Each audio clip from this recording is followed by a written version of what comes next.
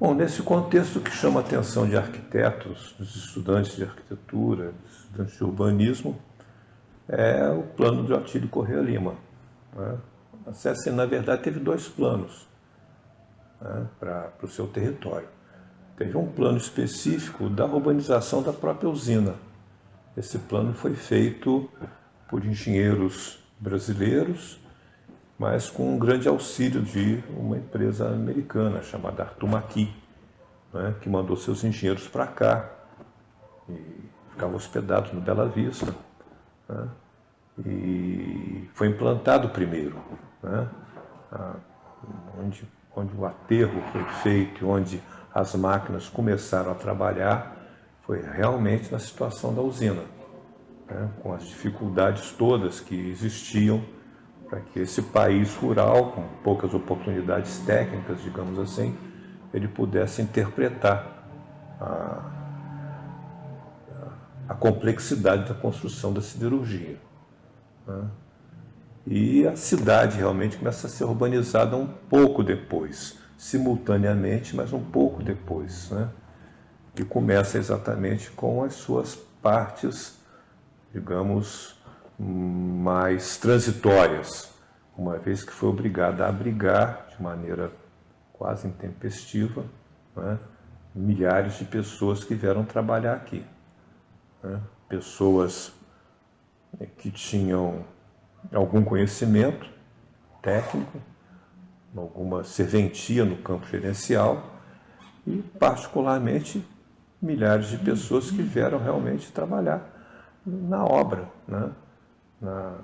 na obra mais bruta, né? Com as tecnologias da época, né, que o Brasil possuía. Todas as plantas da CSN eram cotadas em pés e polegadas, não eram cotadas em centímetros, né? A interpretação de um objeto absolutamente não identificado pelos técnicos locais, pelas pessoas que foram chamadas na época, pelos engenheiros e tudo mais, isso tudo era muito difícil, de maneiras que foi um aprendizado, né?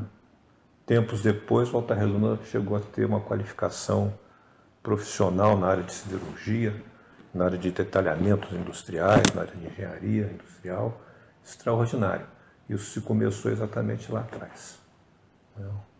Se interpretando as dificuldades do início de implantação dessa empresa tão desconhecida. Boa parte das pessoas achava que, inclusive, isso era um mito, uma quimera, que, na verdade, isso não aconteceria. Mas acabou acontecendo. O plano urbanístico da vila é o segundo plano, né? E as pessoas que já escreveram sobre isso têm ideias um pouco diferenciadas digamos, das fontes aonde o Otílio Corrêa Lima bebeu para poder fazer o projeto da Vila Operária. Esse projeto ele tem uma redução significativa. Quando o Otílio é contratado, ele faz um primeiro esboço, e esse primeiro esboço é realmente uma cidade, né? Ela tem inclusive uma inversão de centralidade, né? Em vez da centralidade no primeiro projeto, né, ser onde hoje é a centralidade nossa, né, a Praça Brasil, o centro da vila, tudo mais, ao contrário, a centralidade era para aquele lado lá da Escola Técnica Pandiá Calógeras. O centro era diferenciado, né? Ele faz também um projeto um pouco mais rebuscado, um pouco mais cidade-jardim, né? Aquele urbanismo do final do século XIX, com o urbanismo que tem em Goiânia, que eu acho mais expressivo. Um urbanismo que se vale muito das curvas de nível e faz um desenho mais sinuoso das suas comunicações e das suas partes. E certamente uma cidade que tinha um potencial de crescimento maior, né? Esse plano ele não é aceito e faz-se uma redução disso para uma vila operária. Aí, como vila operária, o Atílio tem uma mudança de traçado muito significativa. Ele abre mão do seu traçado sinuoso, da excepcional interpretação do território que ele possuía. Tem uma história engraçada com relação a isso. Dizem quando ele vai conhecer o terreno no qual ele planejaria Goiânia, um pouco antes de Volta Redonda, né? 1940, ele vê de uma elevação o local e o camarada que está com ele mostra, olha, vai daquela cerca até não sei aonde, e ele fala, olha, para o plano ficar melhor era necessário afastar a propriedade e colocá-lo dessa maneira aqui, porque dessa maneira nós aproveitamos mais completamente o terreno enquanto o seu projeto de urbanização e drenagem. Quer dizer, então era um camarada que enxergava o terreno, enxergava o urbanismo, né, de uma maneira muito completa, muito consensada, né? A topografia com o projeto que ele iria fazer.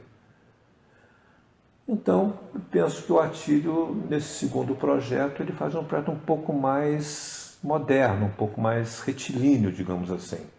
Também um projeto um pouco menor.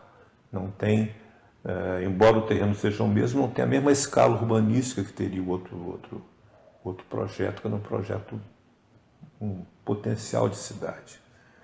Faz um projeto muito axial, né? As partes que ele aproveita a topografia são excepcionais. Ele lança o fundamental da cidade na parte mais plana, faz a retificação dos dois córregos, Cachoeirinha e Brandão, e depois as partes mais interessantes e mais significativas ele coloca no topo dos morros, mantendo as encostas dos morros livres de ocupação, que já não ocorre hoje, né? Mas, de qualquer maneira, foi assim que ele fez. O Laranjal, o Bela Vista eram situados no topo, né? E o Monte Castelo era situado no topo, o Rústico era situado num anfiteatro, né? Natural, né? E nesses terrenos é que ele expressa toda a sua genialidade, digamos assim, para trabalhar nas meias curvas de nível, né?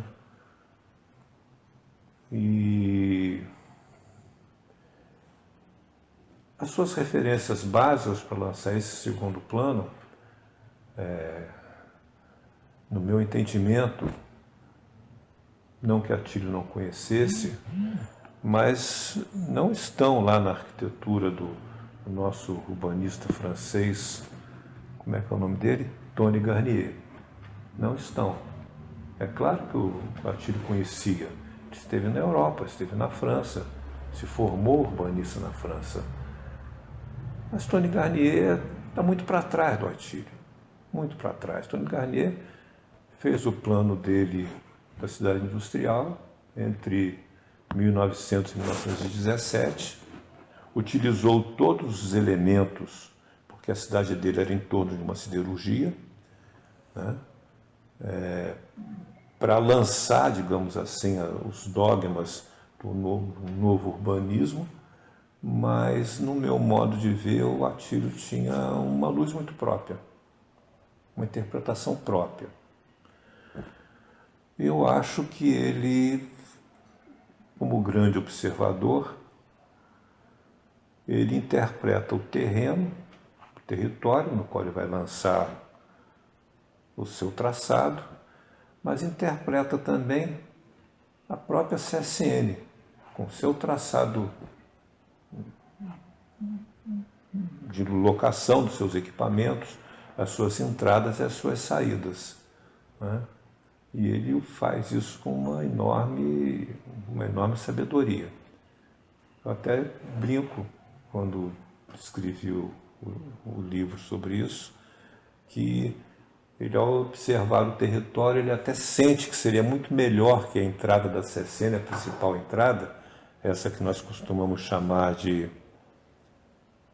Como é que nós chamávamos mesmo? Passagem superior. Passagem superior, né? Ele gostaria que ela fosse deslocada um pouco mais para a direita, para ficar mais próximo do eixo da 33, por exemplo, do que do eixo da Rua 21. Penso que ele ficaria feliz com isso, mas a passagem superior já estava lançada e funcionando. Então a saída da CSN, a principal entrada da CSN, dão em princípio uma rua que não é a Rua 33, que nos parece a todos como sendo a principal rua da urbanização da Vila Santa Cecília. E no entanto não é. Eu penso que o Atílio fez aquilo muito mais como um bulevar do que como uma via realmente que passasse o ônibus, né?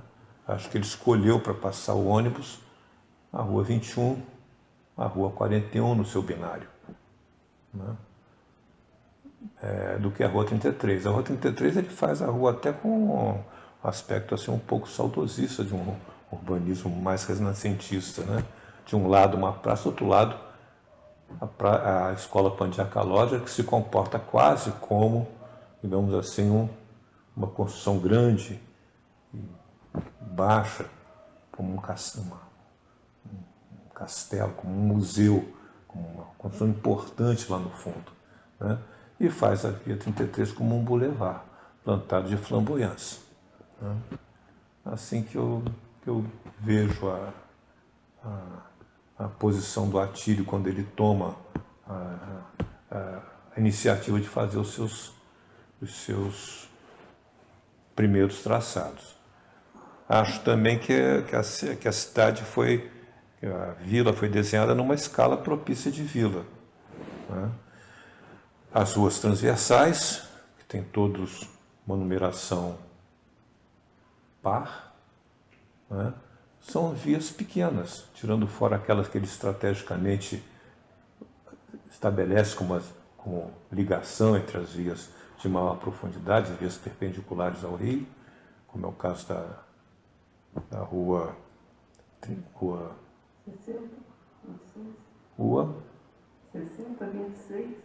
26, 14. né?